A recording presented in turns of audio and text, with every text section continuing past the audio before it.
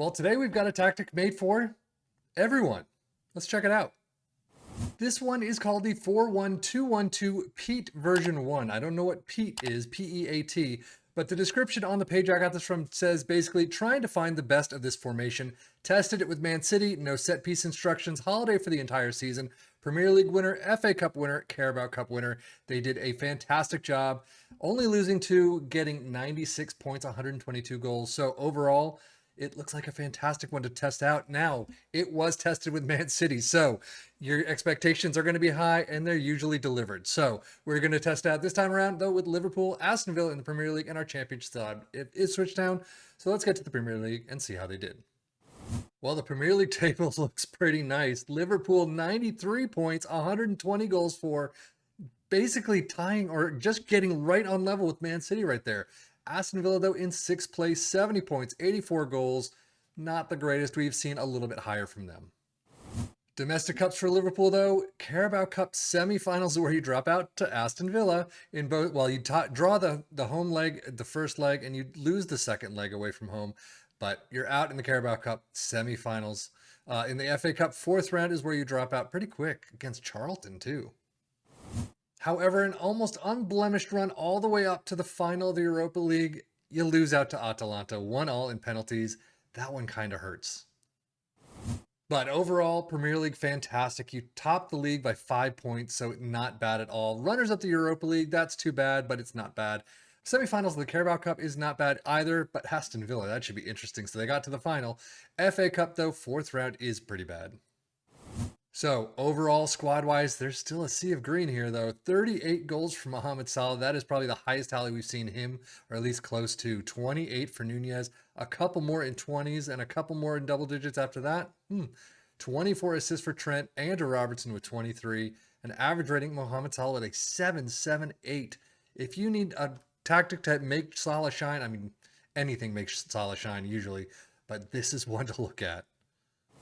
Well, now Aston Villa, we know they got to the Carabao Cup final. Unfortunately, they lose out 0-1 to Man City. That's tough.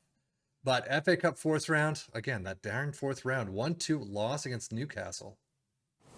And unfortunately, no trophies for Aston Villa this season. Dropped out by Roma of the Europa Conference League round of 16 in both legs. So overall, 6th place, not great. 70 points is actually not too bad for them. We have definitely seen higher, though. Runners up in the Carabao Cup, the only other really okay thing in this list. Carabao or FA Cup, Europa Conference League, not all that great. Squad-wise for Aston Villa, not a lot of green here, though. You got goals, 23 for Zaniolo, Ollie Watkins with 22, Diaby all the way down with 16. Assists, though, 18 for Digne, Matty Cash with 10 or 11. You got a couple with 10. And then 7.18 for Digne is an average rating. Liverpool's data hub through the roof attacking, as we always love to see. I mean, through the roof, too.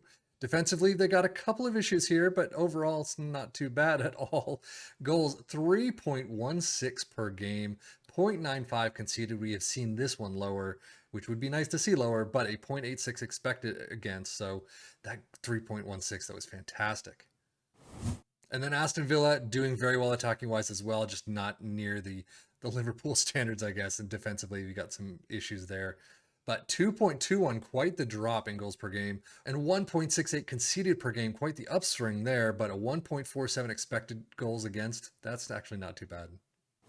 Overall, Premier League stats-wise, Liverpool with a 2.45 points per game. Aston Villa all the way in 6th with a 1.84.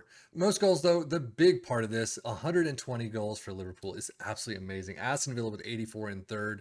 Fewer shots against, Liverpool in 1st. Aston Villa all the way down in 8th. Most possession, Liverpool with 54%, the only one in the list, in 6th. Most dribbles made, Liverpool, again, the only one in the list, in 5th with 648. And then most shots for, Liverpool in 1st with 749. Wow.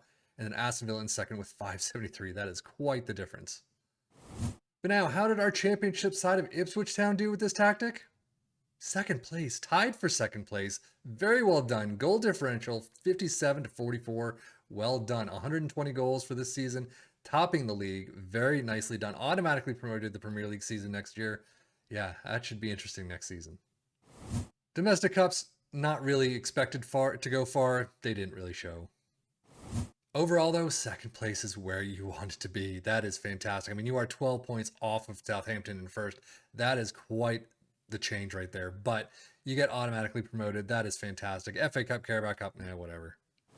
So Ipswich squad looks pretty interesting. 37 goals for Hurst. Finally, he gets back up to where he belongs.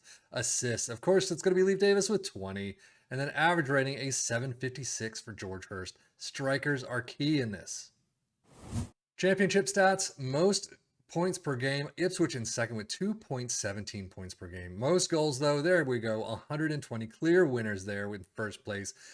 Fewest shots against, Ipswich in fourth with 412. Most possession, 53%.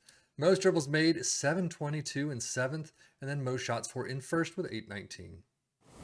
But now let us look at the tactic itself. We start with a sweeper keeper in defend, fullback on the left and the right in attack, ball playing defenders in the central spots, a DM in support above them, and on the midfield line, a CM in attack on the left, a CM in support on the right, and then an attacking midfielder in attack, and then up front, an advanced forward in attack next to a pressing forward in support. Attacking mentality, in possession, attacking with his narrow, approach plays pass into space, passing directness is shorter, tempo is higher, low crosses, run at defense, and be more expressive. In transition, counter press, counter, distribute quickly, and roll it out. And then out of possession, a high press line engagement, a much higher defensive line, trigger press much more often, prevent your goalkeeper distribution, get stuck in, step up more, and invite the crosses. So how did it do for our three teams? Pretty nice for at least two of them. I mean, Ipswich Town second place, not by much, but that is a fantastic job. 120 goals is always amazing to see. So very well done by the championship club. Liverpool doing a fantastic job as well.